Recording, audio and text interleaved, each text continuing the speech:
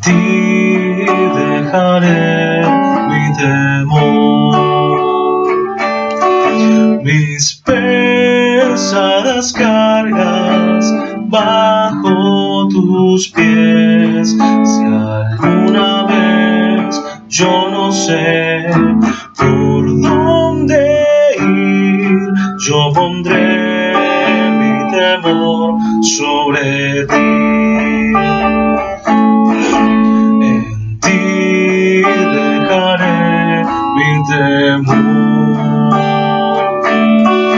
mis pesadas cargas bajo tus pies. Si alguna vez yo no sé por dónde ir, yo pondré mi temor sobre ti. En ti dejaré mi temor, mis pesadas cargas bajo tus pies. Si alguna vez yo no sé por dónde ir, yo pondré mi temor sobre ti.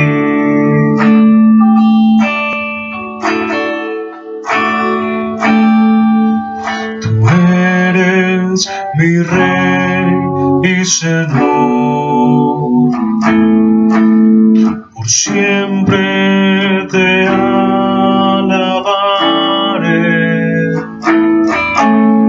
tu nombre yo exaltaré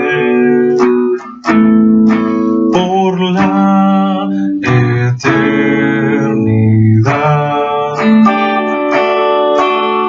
Tú eres mi Rey y Señor, siempre te alabaré, tu nombre yo exaltaré por la eternidad.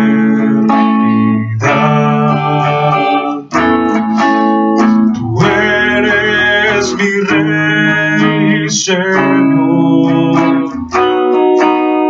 siempre te alabaré,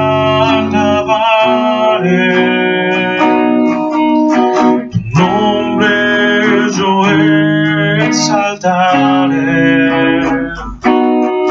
por la eternidad.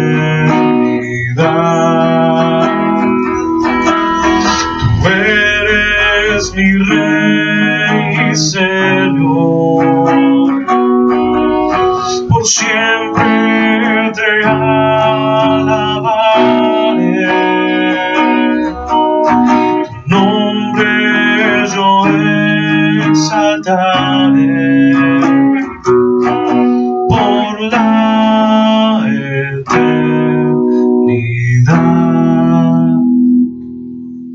Amén. Gloria a Dios. ¿Qué tal? Buenas noches, sean todos bendecidos y bienvenidos a Casa de Oración Legado de Gracia. Hoy tenemos el gusto y placer de poder compartir un culto más. No hemos transmitido en vivo porque a veces es difícil entre las comunicaciones y todo lo que surge poder concentrarse en el mensaje. Pero deseamos hoy poder ser de bendición para tu vida, para vos que estás escuchando y que nos está siguiendo en este tiempo donde compartimos una serie de mensajes acerca de las enseñanzas de Jesús, las parábolas. Hoy vamos a compartir una palabra acerca del buen samaritano, así que aquellos que tengan en su corazón el deseo de acompañarnos en la lectura pueden buscar en el Evangelio de Lucas capítulo 10, verso 25 en adelante. Allí está la cita de hoy. Hoy vamos a tratar algunos temas importantes. ¿Qué lees? ¿Cómo lees? ¿Y qué haces con las Escrituras? Durante este último tiempo que estuvimos hablando sobre las parábolas, nos encontramos con que esta manera tan sencilla de Jesús de enseñar tiene un propósito muy claro para tocar lo que es el corazón, la conciencia de las personas, y tiene un mensaje muy profundo en cuanto a lo moral y a lo espiritual. Hasta ahora todo lo que hemos hablado siempre nos lleva a reflexionar, por lo menos en estas tres preguntas. ¿De qué está hecho mi corazón? ¿De qué está formado? ¿De qué está lleno mi corazón? ¿Qué es lo que permití entrar en él? ¿Hay algo que esté dominando? Los últimos sermones tratamos dos mensajes muy profundos acerca del amor, de la comunión, del perdón.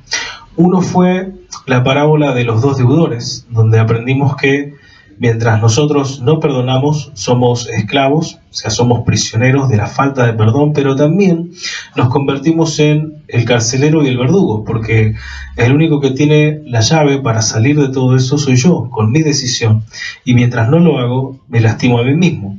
Pero también aprendimos en la parábola del hijo pródigo la importancia de poder amar, de poder perdonar y pedir perdón, y que no siempre estar en el mismo lugar que está el Padre hace que yo tenga una relación con el Padre, hace que yo tenga comunión con el Padre y mucho menos con mis hermanos. Así que los invito a ver estos videos y preguntarse, si ya lo viste, ¿qué estás haciendo como hermano mayor? ¿Cómo te preparas?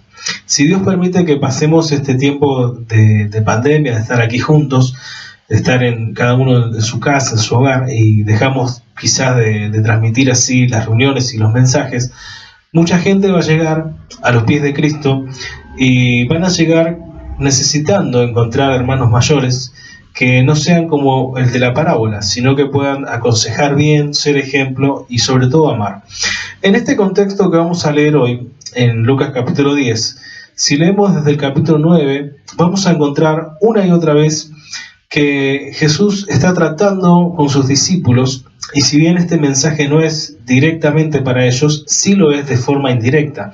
Vamos a encontrar en los capítulos 9 y 10 hasta este punto el relato que nos cuenta la misión de los 12, que Jesús los envió a preparar el camino, la misión de los 70, la transfiguración de Jesús mostrándose tal cual es, pero también la incredulidad que había en los discípulos. Vamos a encontrarnos por un lado con la confesión de Pedro y a Jesús anunciando claramente su muerte, pero también vamos a ver que los discípulos no tenían muy en claro de qué se trataba el Evangelio y qué es lo que estaba predicando el Mesías. Quizás ellos no veían a Jesús como un Mesías que venía a dar su vida en rescate por la nuestra, sino que esperaban a un líder político religioso capaz de liderar un ejército que los libere del yugo de los romanos.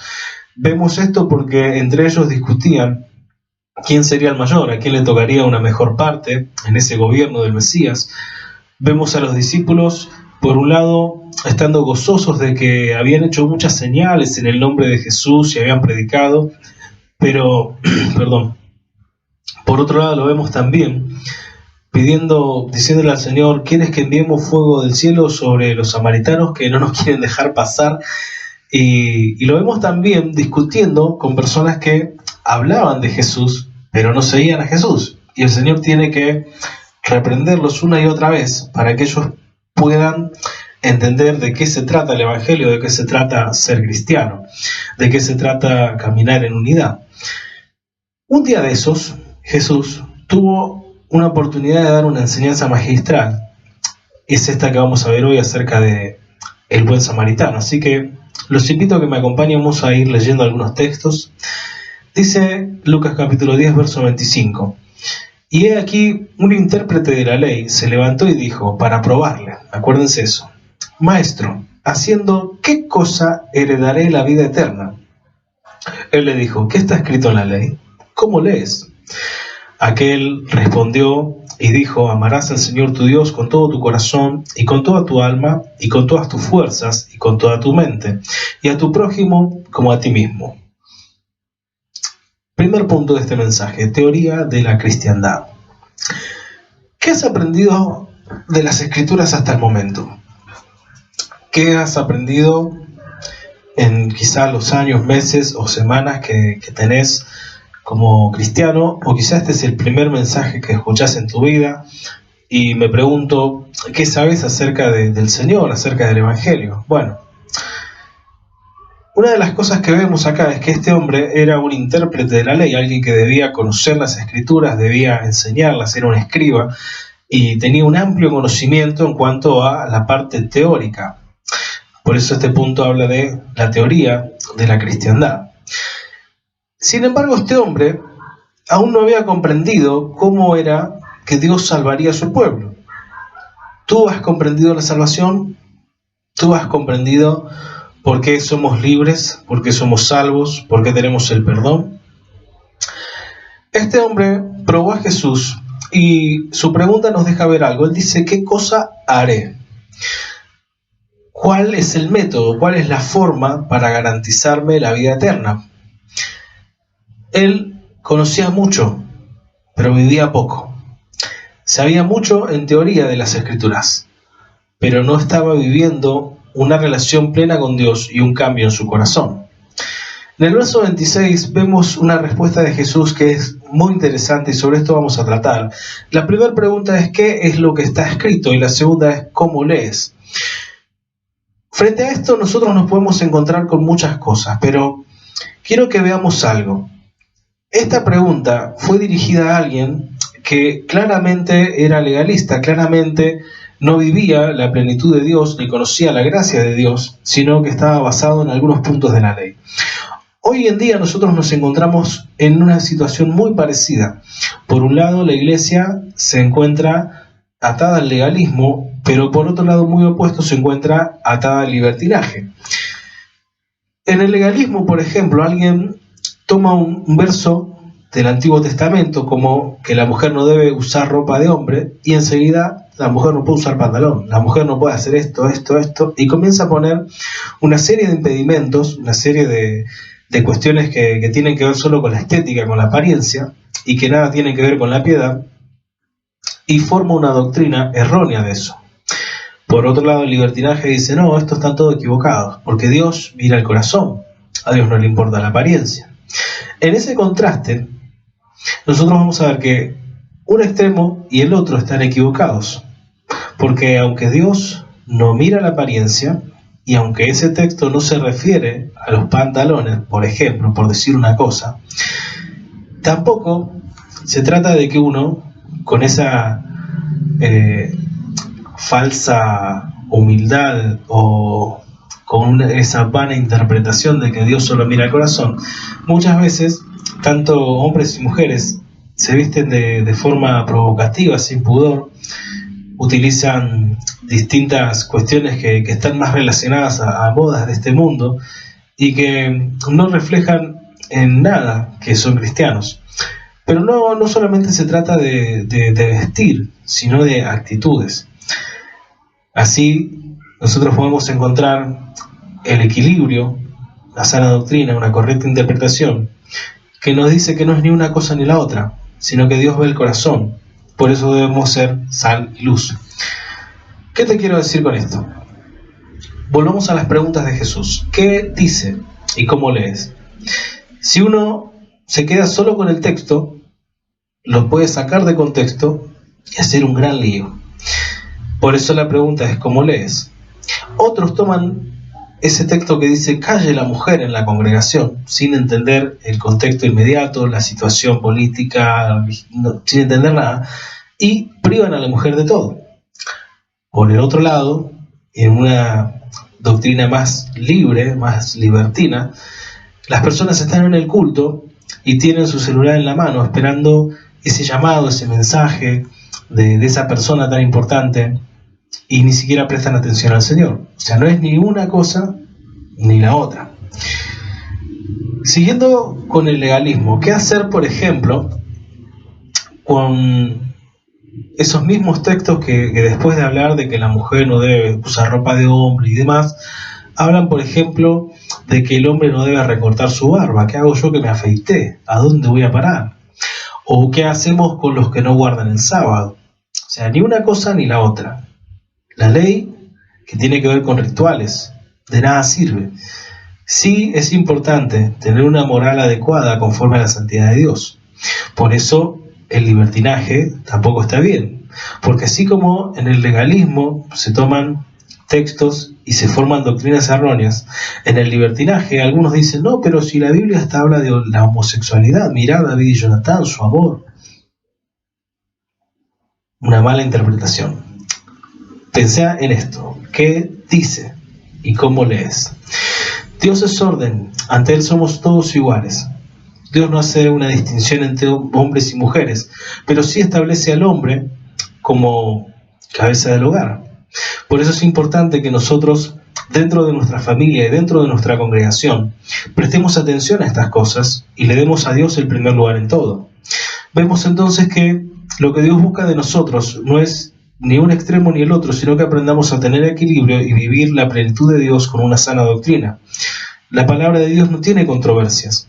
La palabra de Dios no tiene contradicciones, no tiene una cosa que parece de un lado y en otro lado parece distinta, sino que cuando la interpretamos correctamente, podemos vivir la plenitud de Dios. Hay que interpretar de manera correcta. Eso es lo que trataba de decirle el Señor a este intérprete de la ley, a este escriba, y lo que nos dice a nosotros, no es un extremo ni el otro. Es un equilibrio pleno con Él. El ejemplo quizás más entendible para esto es lo que habla Jesús en el Sermón del Monte. Para muchos, el Sermón del Monte es algo relativo, algo inaplicable, conceptos que sí hablan de buenas intenciones, de algún ejemplo a seguir, pero que es imposible, porque yo si me enojo y odio y ya está. Y la moral de Dios dice que eso es matar, asesinato. Entonces lo toman como algo inaplicable. La moral de Dios dice: codiciás a una mujer en tu corazón y sos adúltero. Y personas que no aceptan ese mensaje y quieren seguir en su vida teniendo pensamientos impuros y un corazón impuro, dicen: no, eso es imposible. Es interesante desde la teoría, pero no es aplicable.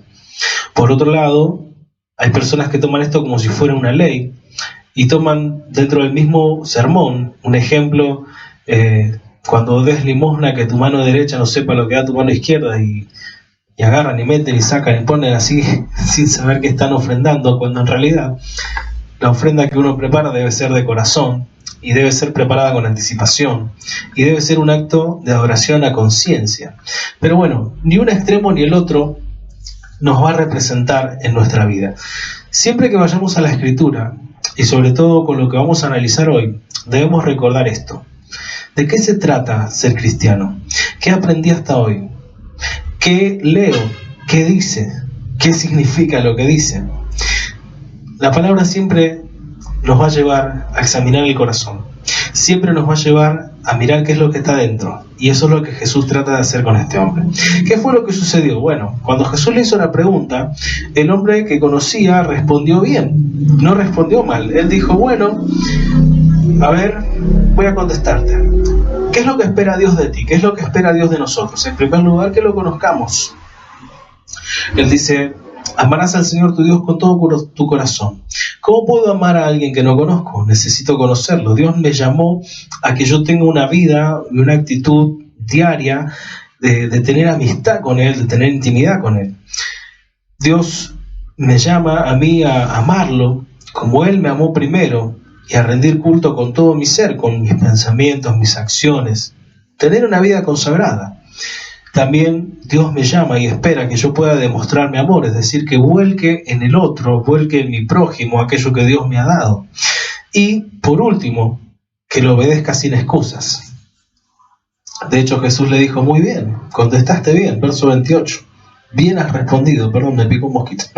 Bien has respondido. Haz esto y vivirás. Ahí está todo lo que estás buscando. Ahí está la respuesta a tu pregunta. ¿Qué querías saber? ¿Qué hacer para heredar la vida? Bueno, pon en práctica la palabra. ¿La conoces? Sí, perfecto, listo. Pero vemos lo que pasa. Porque esto es algo que ocurre muy, muy seguido en la iglesia. Y muy seguido también cuando escuchamos un mensaje que nos incomoda. Quizás lo que hablé hace unos minutos te incomodó. Espero que no te hayas ido y sigas escuchando, porque ahora vamos a entrar en la parte más interesante de este mensaje. En el verso 29, Dice, pero él queriendo justificarse a sí mismo, este intérprete de la ley, queriendo justificarse a sí mismo, le dijo a Jesús, bueno, y decime Jesús, ¿quién es mi prójimo? En otras palabras, no sé a quién ayudar, no sé cómo poner en práctica esta parte. Con Dios está todo bien, pero con la gente, más o menos. Yo me pregunto, ¿por qué somos así? ¿Por qué damos vueltas?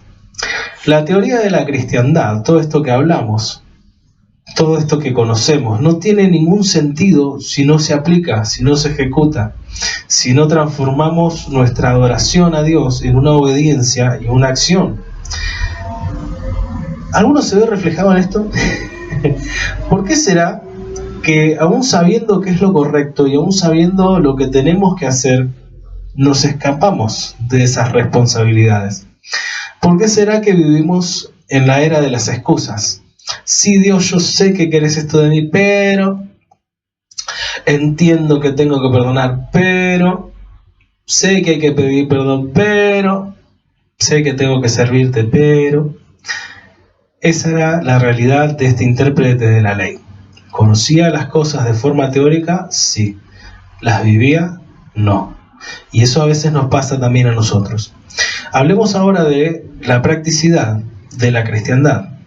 Básicamente, ser prácticos en esto es volver al primer amor. Como dice la carta que está en Apocalipsis que escribe Juan, inspirado por el Señor, para la iglesia de Éfeso, vuelve al primer amor. Recapitulemos un poco, ¿cómo nos ayuda Jesús a que ordenemos nuestra vida si hemos caído en esa religiosidad tan peligrosa? Bueno, leamos un poco. Respondiendo Jesús, que no usó una palabra así directa y chocante como para decirle, amigo, dale, te sabe toda la ley y no sabe quién es tu prójimo, no. Jesús fue muy amable, muy tierno, como es el maestro. Y le dijo, un hombre descendía de Jerusalén a Jericó y cayó en manos de ladrones, los cuales le despojaron e hiriéndole se fueron, dejándole medio muerto. Este hombre claramente era judío. Y aconteció que descendió un sacerdote por aquel camino y viéndole, pasó de largo. Asimismo un levita, llegando cerca de aquel lugar y viéndole, sorpréndeme, pasó de largo. Pero un samaritano que iba de camino, vino cerca de él y viéndole, fue movido a misericordia. El Evangelio no se trata de una apariencia, no se trata de lo que puedas mostrar, de lo que puedan ver en un escenario, lo que puedan ver en un púlpito, no. El Evangelio no se trata de ninguna apariencia. El sacerdote representa claramente a los líderes religiosos, al pastor, al apóstol, al profeta, al evangelista, a todo aquel que tiene un cargo, a todo aquel que tiene un ministerio y que muchas veces deja de lado estos principios tan importantes, yo me incluyo. El levita representa a quienes ayudaban en el templo. Puede representar a un músico, un adorador, un diácono, un obrero, un oficial. Estos dos personajes que, viendo la necesidad, pasaron de largo, nos muestran lo que causa la religiosidad. ¿Por qué no se acercaron? Según su tradición, según su ley, ellos que estaban yendo a cumplir su servicio en el templo, si tocaban a alguien muerto, no podían rendir su servicio. ¿Y qué iban a pensar si el sacerdote no cumple con su servicio? ¿Qué podrán pensar si el levita no llega a tiempo? Quizás estas eran las dudas que tenía.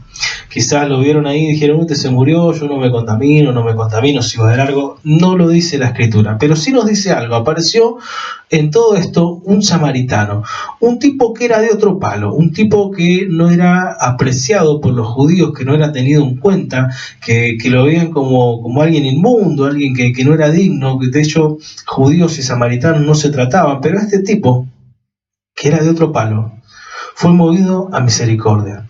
¿Y eso sabes por qué? Porque sin amor por los hermanos, sin amor por las personas, de nada sirven los títulos. Debemos aprender a dar la misericordia que recibimos. Lo que Dios puso, lo que Dios hizo, debemos aprender a compartirlo. ¿Cómo ejecutamos entonces la cristiandad? ¿Cómo nos ordenamos? ¿Cómo hacemos que toda esa teoría se transforme en una práctica? Solo a través del amor. Vemos lo que dice. Un samaritano que iba de camino vino cerca de él y viéndole fue movido a misericordia. Y acercándose vendó sus heridas, echándoles aceite y vino, y poniéndole en su cabalgadura, lo llevó al mesón y cuidó de él. Al otro día, al partir, sacó 2 denarios y los dio al mesonero y le dijo: cuídamele, y todo lo que gastes de más, yo te lo pagaré cuando regrese. ¿Cómo nos ordenamos? ¿Cómo podemos ejecutar de manera efectiva la palabra de Dios? Todo eso que conocemos. ¿Cómo hacerlo de forma práctica? En primer lugar, nuestro corazón tiene que ser un corazón sensible, un corazón sano. Proverbios 4:23 dice: sobre toda cosa guardada, guarda tu corazón, porque de él mana la vida. De él brota la vida. ¿Cuándo? Cuando está guardado. Porque si mi corazón no está guardado en el Señor, ¿de qué se va a llenar? Siempre habla del corazón, pero es lo mismo que hablábamos al principio. ¿De qué está hecho nuestro corazón? ¿De qué está lleno? ¿Hay algo que lo domine? Si mi corazón no está lleno del Señor, no está lleno de su gracia, no está lleno de su amor, y dejo de ver por encima de las apariencias, no puedo ser movido a misericordia. No puede brotar vida de él si no hay vida. En Jeremías capítulo 31, verso 27 en adelante, habla acerca del nuevo pacto de Dios con su pueblo, con sus hijos. Y una de las cosas que a mí me impacta es que dice, hablando de la venida del Espíritu Santo, de lo que él iba a hacer, dice: y pondré mi ley en sus corazones. Ya no va a estar escrita en tablas de piedra, sino en sus corazones y en sus mentes. Cuando el Espíritu Santo de Dios está en nosotros, la palabra de Dios ya no es un libro más, ya no es una bonita enseñanza. El Sermón del Monte no se transforma en una historia muy linda, en un relato bonito de buenas cosas que uno puede hacer, sino que se transforma en la palabra de Dios, en algo que tengo que poner en práctica. Y cuando eso me llena, cuando eso impacta mi vida, entonces lo tengo que transmitir. Y a eso nos llama el Señor. Siempre se trata del corazón. Cuando el profeta Ezequiel habla de estas cosas en el capítulo 36, verso 26 en adelante, dice: os daré corazón nuevo, y pondré espíritu nuevo dentro de vosotros, y quitaré de vuestra carne el corazón de piedra, y os daré un corazón de carne, y pondré dentro de vosotros mi espíritu, y haré que andéis en mis estatutos, y guardéis mis preceptos, y los pongáis por obra. Quitaré el corazón de piedra y pondré un corazón de carne. ¡Fua! Necesitamos esto.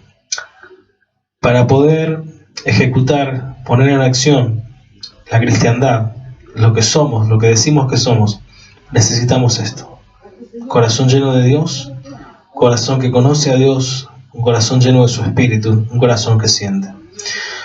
¿Qué más necesitamos? Bueno, en segundo lugar, no hay que pasar de largo cuando vemos la necesidad. No te amoldes.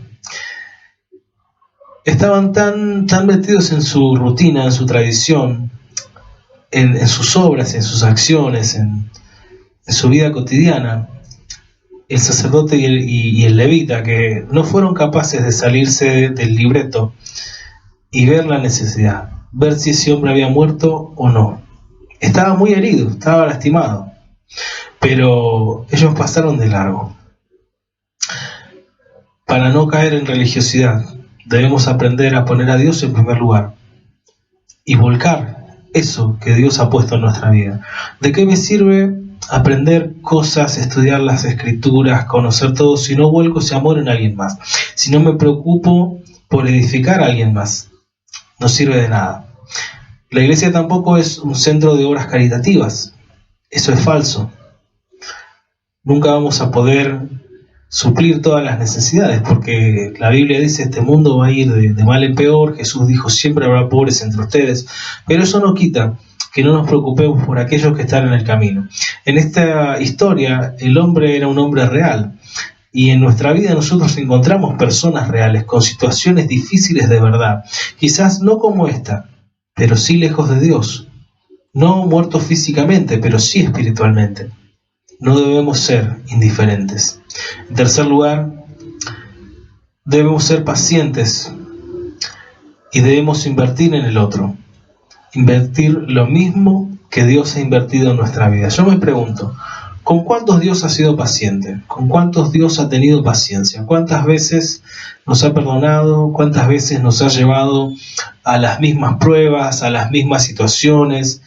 Y nos ha hecho pasar una y otra vez por situaciones que deberían habernos hecho crecer y no hemos pasado bien esa situación, no hemos pasado bien esa prueba, hemos reprobado. Y aún así Dios nos tiene paciencia.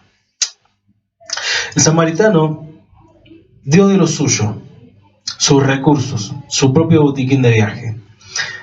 No era sencillo ni barato tener vino y aceite o tener un equipo de viaje, sobre todo en un recorrido que era difícil de hacer. Pero cuando este hombre vio al otro que estaba ahí tirado como muerto, no dudó en poner de lo suyo, invirtió de lo suyo, sacó de lo que él tenía y lo ayudó. El samaritano también se fatigó por el otro, dejó su comodidad, lo subió a su cabalgadura. Leía un poco sobre este camino y dicen los escritos que recorría aproximadamente unos 28 kilómetros y tenía una subida de 1000 metros entre Jerusalén y Jericó. Incluso si no había bandidos en el camino era arduo, era empinado, era seco, era peligroso, no era sencillo. Era un camino cuesta arriba. No sabemos en qué trayecto se encontró el samaritano con este hombre, pero sabemos que no era difícil. Así sean pocos kilómetros, él se puso en segundo lugar y se fatigó por el otro, cuidó al otro. Hay un punto en esa misma subida que se llama Cuesta del Rojo o Cresta del Rojo, y se llama así porque era un lugar tan visitado o tan minado de ladrones, de bandas armadas, que continuamente se derramaba sangre. Era peligroso transitar por ahí. Al samaritano no le importó. Y aún viajando más lento, aún viajando sin recursos, aún llevando a un hombre herido, él siguió adelante. Qué gran ejemplo. El samaritano, por último, invirtió de sus bienes por el judío medio muerto. Quizá el judío, en su estado normal, no hubiese tratado con este hombre. Quizás si se cruzaban en el camino, ni siquiera lo hubiera saludado, hubiera sido distinto.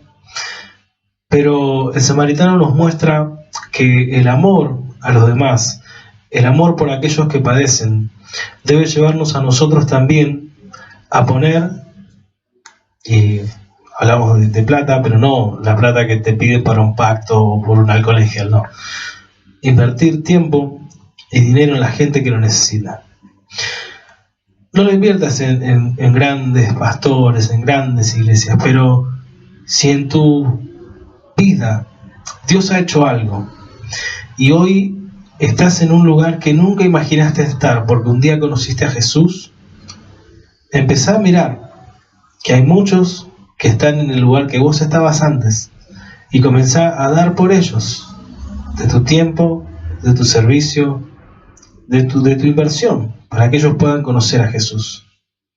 Comprá trataditos, comprá libritos de discipulado, ayúdalos, financiar una campaña. Hay muchas formas en las que uno puede aportar. En este caso, el samaritano fue claro. Lo llevó al mesón, pagó 2 denarios, 2 días de trabajo, y le dijo, si todavía gasta algo más, mesonero, por favor, ponelo a mi cuenta. Se hizo cargo.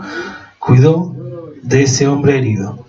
¿Cuántas veces nosotros dejamos pasar esa oportunidad y llevamos gente a la iglesia esperando que en la iglesia pase algo, que cambie, que lo toque un ángel, no sé, que la persona que llegó con todas sus necesidades en un día cambie completamente? Eso no pasa. Las personas necesitan tiempo, como vos y yo necesitamos tiempo. Y estoy seguro que, así como en mi vida, hubo personas que me soportaron, me cuidaron, me aguantaron, en tu vida también. Y aquellos que lleguen a los pies de Cristo necesitan de esas personas, que hoy somos vos y yo, para que los acompañen en su crecimiento, para que los acompañen mientras sanan sus heridas y pueden volver a valerse por sí mismos, pero ya no solos, sino con el poder de Dios de su lado. Por último, hablemos de la realidad cristiana, de la cristiandad. ¿De qué se trata toda esta historia? ¿Y por qué vino bien para tratar con este hombre y también para que sus discípulos aprendan una lección? Los últimos versos de la historia dicen: ¿quién pues de estos tres te parece que fue el prójimo del que cayó en manos de ladrones?, le preguntó Jesús al intérprete de la ley. Y él dijo: el que usó de misericordia con él. Entonces Jesús le dijo: ve y haz lo mismo. ¿Cuál es la realidad entonces de la cristiandad? No es solo teoría, no es solo un mea culpa, no es solo un método, una forma de hacer, sino acción. Ve y haz lo mismo. ¿Qué ha hecho Dios contigo? Bueno, ve y haz lo mismo. Me impacta algo acá. Y es que Jesús le preguntó al escriba, al intérprete de la ley, ¿quién fue el prójimo? Y él respondió: el que usó de misericordia. Cuidado con esto. La religiosidad y la obstinación pueden impedirnos cambiar el corazón. Yo creo que con esta historia tan interesante, tan sencilla y tan profunda a la vez, el escriba estaba muy enojado, quizás lleno de rabia. Y como él era escriba y judío y no trataban a los samaritanos, no fue capaz de decir el prójimo de aquel hombre herido fue el samaritano, sino que dijo el que usó de misericordia. El intérprete no le dio crédito al samaritano, no lo aceptó. Así tampoco aceptaron a Jesús. Así tampoco quizás alguno acepte este mensaje, no sé. Pero cuidado, la religiosidad nos impide cambiar el corazón. La religiosidad nos impide a nosotros ser transformados por Dios. Conclusión. La verdad del Evangelio se aplica a toda la Escritura. ¿Qué es lo que está escrito? Sabemos dónde nos confronta el Señor. Sabemos qué es lo que hay que ordenar. Sabemos qué es lo que hay que dejar de hacer y qué es lo que hay que empezar a hacer. Pero ¿cómo leemos? Quizás como este hombre. ¿Nos hacemos cargo o seguimos poniendo excusas? Podemos saber muchas cosas, pero si no las ponemos por obra, no sirve de nada. ¿Ponemos en práctica el mensaje, sí o no? Esa es una respuesta que cada uno dará. En lo particular, agradezco a Dios por su palabra, porque en primer lugar trata con mi vida, pero espero que también pueda ser de bendición para la tuya. Y que en este tiempo sea un tiempo de actuar el que vivamos, un tiempo de hacer, un tiempo de ir y hacer lo mismo que Dios ha hecho con nosotros al encontrarnos a un lado del camino, cuando nadie nos miró, cuando nadie le prestó atención a nuestra vida, cuando nadie puso sus ojos en nosotros y Él, sin embargo, lo dio todo por nosotros, que así seamos capaces de usar este mismo ejemplo como el samaritano, ir y hacer lo mismo. ¿Qué dice la Escritura? ¿Cómo lees? ¿Qué pones en práctica? Así como esto está bien aplicado a lo que es la religiosidad y a poner en práctica la palabra y no solamente conocerla con respecto a las buenas obras, también se aplica a todas esas cosas que sabemos que nos incomodan cuando buscamos del Señor y cuando leemos su Escritura. ¿Lo hemos leído? ¿Qué fue lo que leímos? Pongámoslo en práctica. Que Dios te bendiga mucho. Gracias por tu tiempo, gracias por escuchar. Vamos a estar subiendo quizás mañana o pasado, hoy es domingo o lunes, no sé cuándo termina de subir. Pero bueno, entre el miércoles de esta semana, más tardar, vamos a estar subiendo un poco sobre Apocalipsis, sobre los tiempos finales. Vamos a hablar un poco acerca de los tiempos que estamos viviendo. Y vamos a seguir con la serie en qué creen los cristianos. Que Dios te bendiga mucho. Oramos. Señor, gracias por tu tiempo, gracias por tu presencia, gracias por cuidar de nosotros, por amarnos, Señor, de una manera tan intensa que aún siendo nosotros negligentes, hipócritas, aún conociendo, Señor, tu palabra y poniéndote excusas, tú, Señor, nos das oportunidades todos los días. Y hoy, en este tiempo, nos das la oportunidad de volvernos a ti, de pasar tiempo contigo. Señor, que los días que quedan de aislamiento sean bien utilizados para crecer en ti, fortalecernos y poder ser, Dios mío, instrumentos en tus manos, ser de bendición, ser útiles, Señor, en predicar y en poner por obra lo que está escrito. Señor, si tú nos has confrontado con algo, queremos que tú lo cambies.